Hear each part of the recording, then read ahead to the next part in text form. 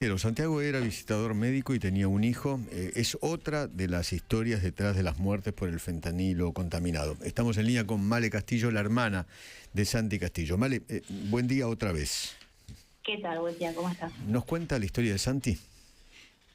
Sí, para resumirlo un poco, bueno, Santi entra al hospital italiano por guardia, con un dolor fuerte de panza, de abdomen.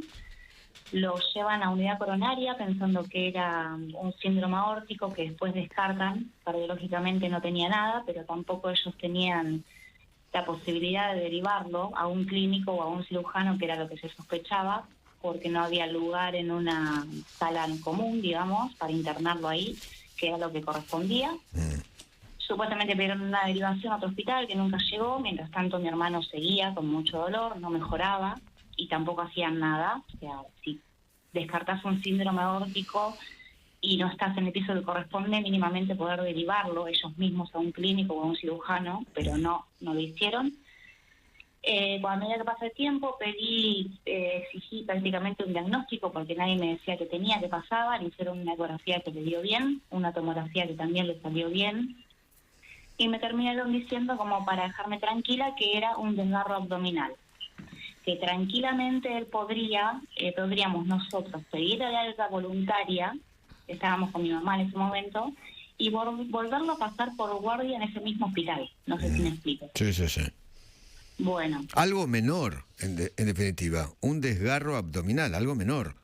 Claro, algo menor. Incluso cuando pedí la medicación que le estaba pasando, me nombraron 3 medicamentos comunes. Claro. Y entre ellos un analgésico como el más potente, que era tramadol. Ok.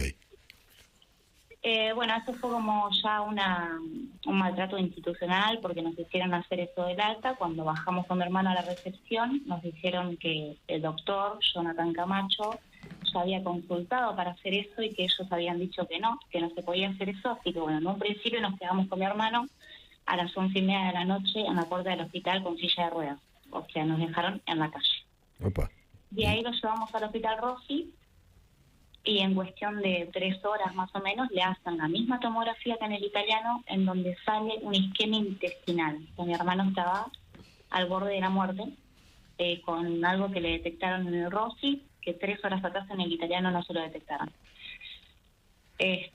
A partir de ahí entra obviamente a una operación súper urgente, en donde fue grave, estuvieron 2 horas aproximadamente, pero sale, en terapia intensiva, con respirador.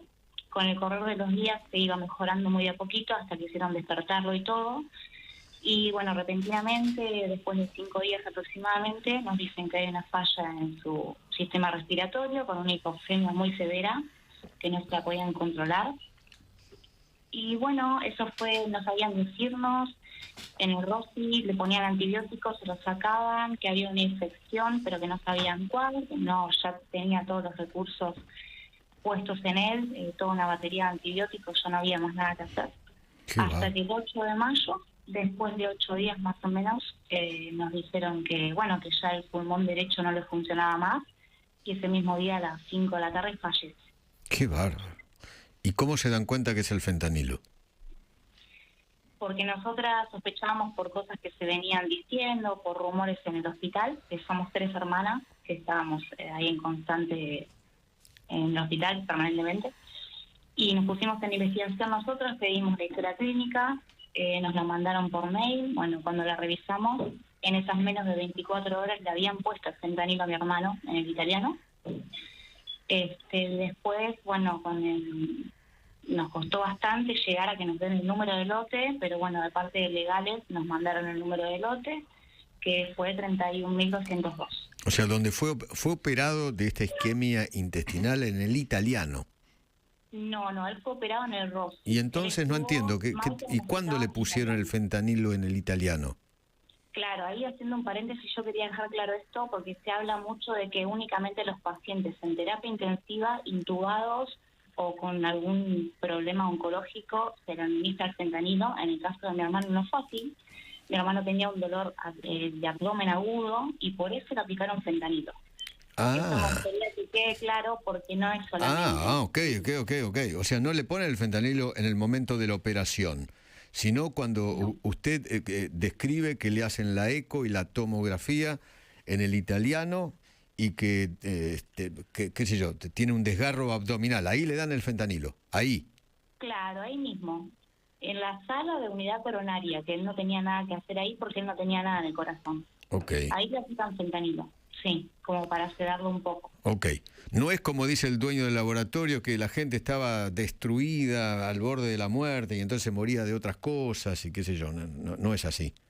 No, no es como dice el dueño del laboratorio. Ninguna palabra es como dice el dueño del laboratorio. Se presentaron en la causa, buen día, soy Gabriel Iesi, señora. ¿Qué tal? Buen día. Se presentaron en la causa en La Plata, en el juzgado federal del doctor Kreplak. Sí, nos llamó el doctor Kreplak, hablamos con él cara a cara, mira. para darnos un poco de tranquilidad desde su lugar, para contarnos cómo va la causa y los pasos a seguir, nada más que eso. Pero se preocupó personalmente. Sí, nos llamó personalmente para decirnos cómo va, como para darnos una especie de alivio, porque bueno, se decía mucho que no estaba haciendo nada y que las cosas no se movían. También por ahí hay que tener en cuenta la magnitud de la causa, ¿no? Sí, claro. Male, gracias por atendernos y contarnos la historia, ¿eh? No, por favor, gracias a ustedes por el espacio y bueno, y por favor si pueden difundir un poco de cualquier persona que sospeche, algún familiar o lo que sea, que inmediatamente pida la historia clínica y que no permitan que se les niegue porque hay una ley que avala el derecho a tener la historia clínica. Totalmente. Gracias, Male, ¿eh? Muchísimas gracias. A ustedes. Gracias. Hasta luego. Bueno, ¿cuántos mitos se van derribando cuando uno escucha historias concretas, no? Claro, porque mucha gente estaba en terapia en distintos grados de terapia intermedia o terapia intensiva porque había tenido el fentanilo. No es que estaban todos estropeados y morían por eso. Claro. Era que se habían estropeado por el fentanilo. Ese es el tema. Es el tema clave. ¿Cuántas historias diferentes de vida, no? Claro, Uno va escuchando. Además, de las familias. Además por algo tan, qué sé yo, un dolor abdominal. Pero, Eduardo, yo el año pasado me pusieron como 6 ampollas de fentanilo a mí. ¿Sabes? ¿Pero por qué, Doc? Porque estaba cuando me caí y me rompí ¿Las costillas? La costilla, sí. Ay, qué miedo. Sí. Claro, Pero es normal. Claro, es un opiáceo. A mí me tocó del bueno. Es un opiáceo. Claro. Para que es, no te duela. Es todavía más fuerte. Es un analgésico, es impresionante. Te ponen el fentanilo, chao, se fue el dolor, ¿no? Claro. Por eso se lo pusieron en el italiano a él, Claro. antes de operarlo. Claro. Y antes de ir a una unidad de terapia intensiva. Claro. No es como dice el dueño del laboratorio, este chanta Que verdulero. estaban todos estropeados. Claro, que No estaban todos estropeados. Se estropearon por... Ese es el tema. Qué interesante sería que la justicia lo escuche a García Furfaro, ¿no? No que solamente salgan los medios de comunicación hablando, que lo citen en una indagatoria Claro. y lo diga esto en una causa. Claro, tal cual. 8:48.